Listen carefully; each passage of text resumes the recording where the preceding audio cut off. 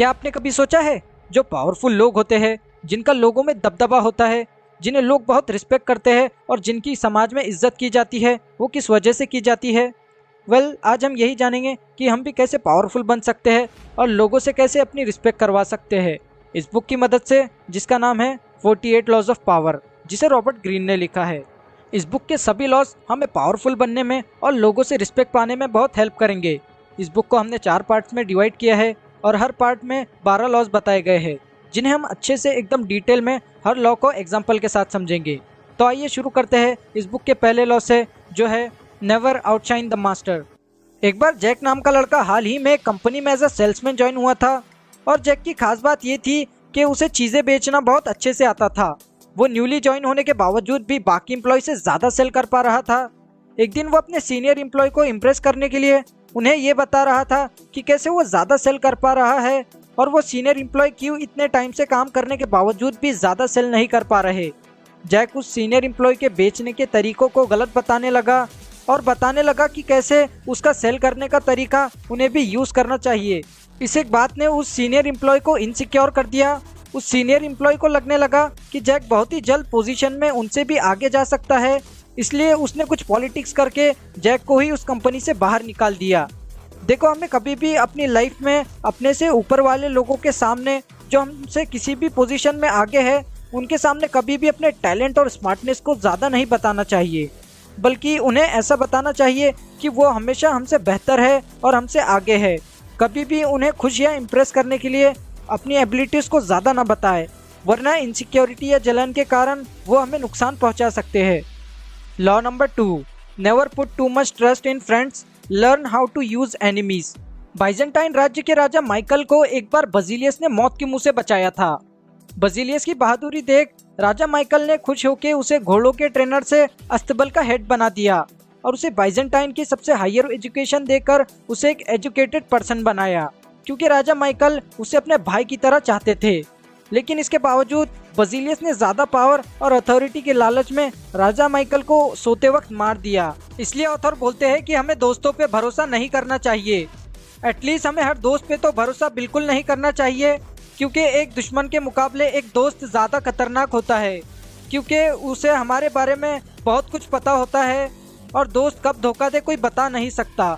इसकी बजाय हमें दुश्मनों पे ज़्यादा भरोसा करना चाहिए, क्योंकि एक दुश्मन दोस्त से ज़्यादा ईमानदार होता है और दुश्मन हमारे सामने हमेशा खुद को प्रूव करना चाहता है। इसलिए दोस्तों पे भरोसा ना रखें, दुश्मनों को यूज़ करना सीखें।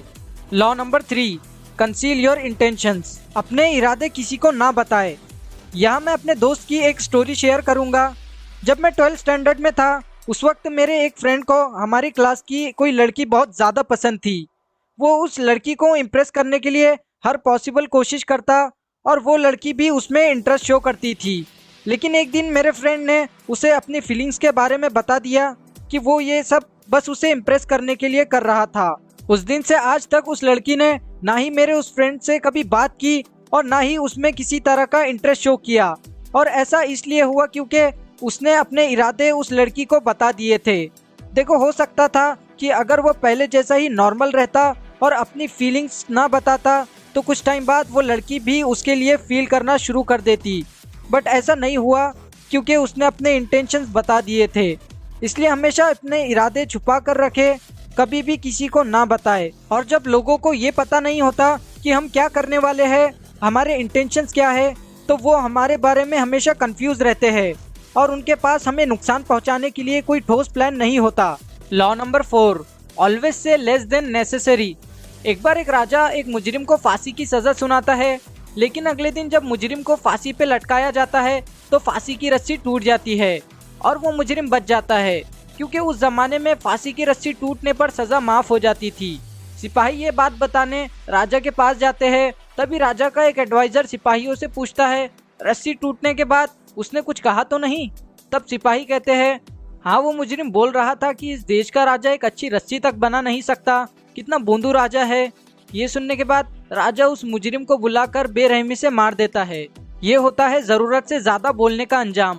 अगर वो मुजरिम रस्सी टूटने के बाद खामोशी से चला जाता तो उसकी राजा के हाथों मौत न होती, इसलिए हमेशा कम बोले, क्योंकि कम बोलने वाले लोग हमेशा मिस्टीरियस नजर आते हैं और ज़्यादा बोलने वाले लोगों की कोई रिस्पेक्ट नहीं करता।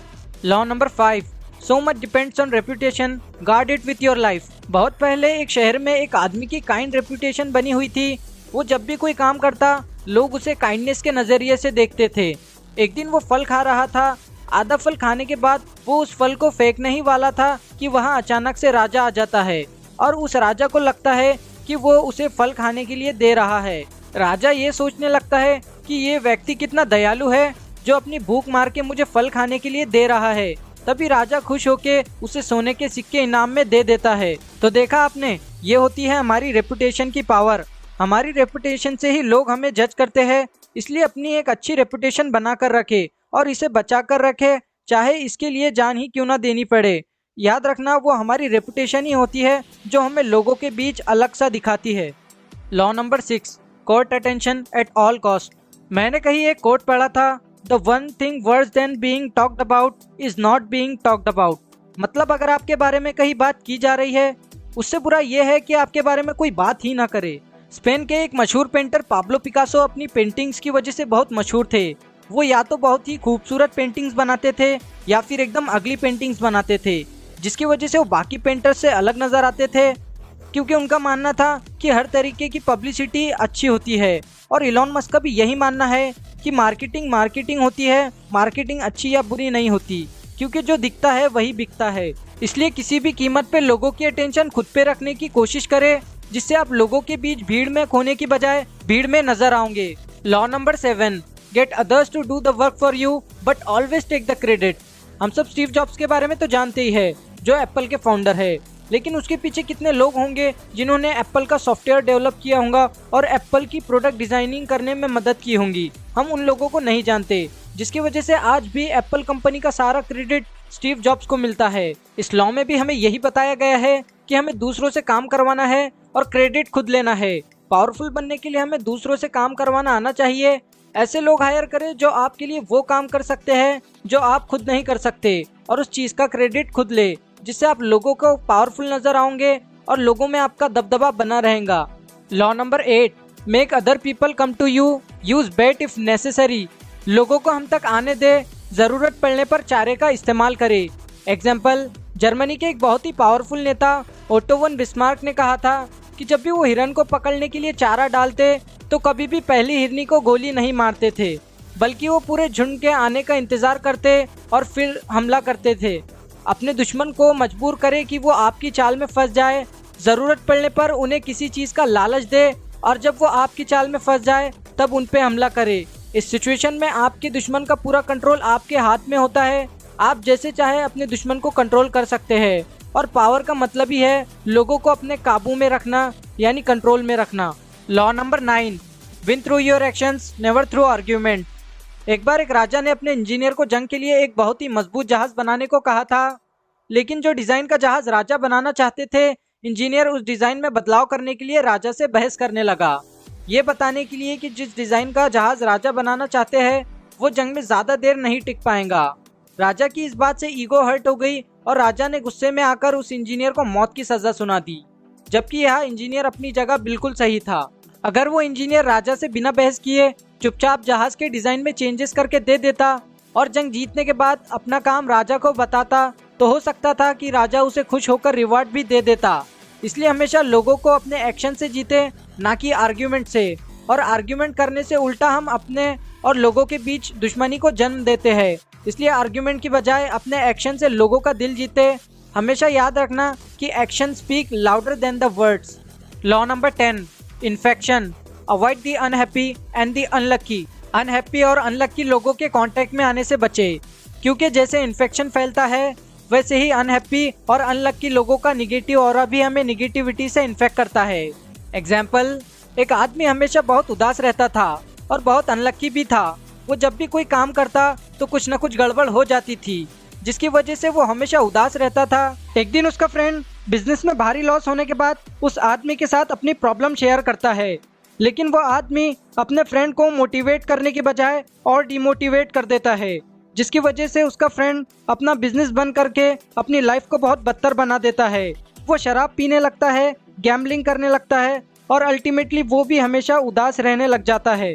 देखो, हमें जितना हो सकता है उतना ऐसे निगेटिव लोगों के कांटेक्ट में आने से बचना चाहिए।